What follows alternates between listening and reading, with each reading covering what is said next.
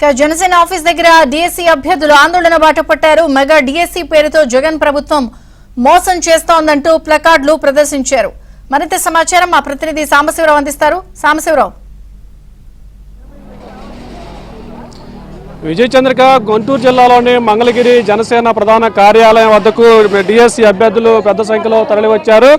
Mega DSC పేరుతో కూడా YCP ప్రభుత్వం తమని మోసం చేసి దగా డిఎస్సీని ప్రకటిస్తుందంటూ కూడా వాళ్ళు జనసేన అధినేత పవన్ కళ్యాణ్ కలిసేందుకు కూడా ఈరోజు ఇక్కడికి వచ్చారు. గతంలో ఎన్నికల సమయంలో కూడా 23,000తో కూడా మెగా డిఎస్సీ ఏర్పాటు చేస్తామని చెప్పి 4.5 ఏళ్లలో కాలయాపన చేసి ఇప్పుడు ఎన్నికల ముందు 6,000 పోస్టులతో కూడా ప్రకటన చేసేందుకు కేబినెట్ ఆమోదం పొందడంపై కూడా డిఎస్సీ అభ్యర్థులు తీవ్ర స్థాయిలో ఆగ్రహవేశాలు వ్యక్తం చేస్తున్నారు. ఇది మెగా డిఎస్సీ కాదు దగా డిఎస్సీ అంటూ కూడా జనసేన అధినేతను పవన్ కళ్యాణ్ కలిసి టీడీపీ జనసేన మేనిఫెస్టోలో కూడా ఈ డిఎస్సీ ప్రస్తావన చేయాలంటూ కూడా వాళ్ళు జనసేన అధినేత పవన్ కళ్యాణ్ కలిసేందుకు వచ్చారు. అయితే పవన్ కళ్యాణ్ బిజీ షెడ్యూల్ కారణంగా నాగేంద్రబాబు బయటకు వచ్చి డిఎస్సీ అభ్యర్థులతో కూడా వాళ్ళ సమస్యలు అడిగి తెలుసుకొని కొంతమందిని కూడా పవన్ కళ్యాణ్ కల్పించేందుకు కూడా లోపలికి తీసుకెళ్లిన పరిస్థితి అయితే ఉంది. మనతో పాటు మరికొంతమంది డిఎస్సీ అభ్యర్థులు ఏడున్నారు, అసలు వాళ్ళ సమస్యలు ఏంటి, పవన్ కళ్యాణ్ ఎందుకు కలవడానికి వచ్చారు, మనతో పాటు బాబు చెప్పండి ఏంటి అసలు మీ సమస్య ఏంటి, ఎందుకు వచ్చారు? సార్, ఇప్పుడు ప్రస్తుతం ముఖ్యమంత్రి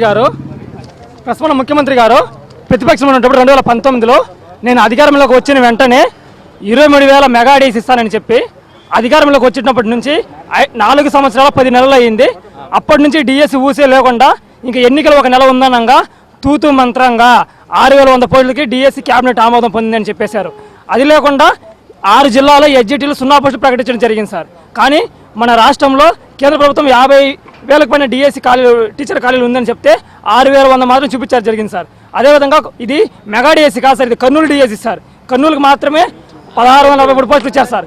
అదేవిధంగా మేము మా యొక్క సమస్యని వెంటనే తెలుగుదేశం పార్టీ కానీ టీడీపీ ఉమ్మడి మేనిఫెస్టోలో 23,000 మెగా డిఎస్సీ మేనిఫెస్టోలో ప్రకటించాలని కోరుకోవడం జరుగుతుంది సార్. మేము చెప్పండి ఏంటి అసలు ఈ రోజు పవన్ కళ్యాణ్ దగ్గరికి ఎందుకు వచ్చారు? ఈ రోజు రావడానికి ప్రధాన కారణం ఏంటంటే సార్, ఈ జగన్మోహన్ రెడ్డి ప్రభుత్వం మెగా డిఎస్సీ ఇస్తాము, ప్రతి సంవత్సరం ఉద్యోగ క్యాలెండర్ ఇస్తామని చెప్పి ఈ రోజుకి సరైన డిఎస్సీ ఇవ్వకుండా 5 సంవత్సరాలు కాలయాపన చేసి మాకు ఈ రోజుకి ఒక నోటిఫికేషన్ కూడా ఇవ్వలేదండి.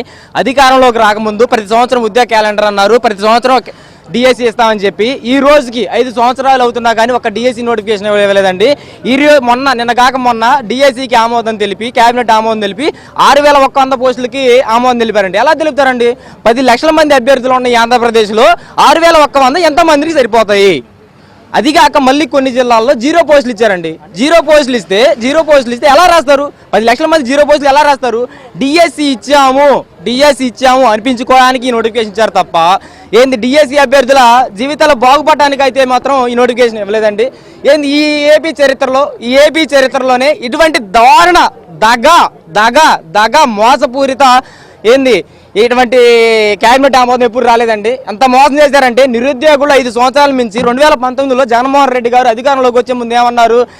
నిరుద్యోగులందరికీ నేను ప్రతి సంవత్సరం క్యాలెండర్ ఇస్తాను, mega mega mega mega mega అన్నారు. మెగా అంటే నిజమే కాలా? మెగా నాగేంద్రబాబు గారు మాట్లాడారు, ఏం చెప్పారు?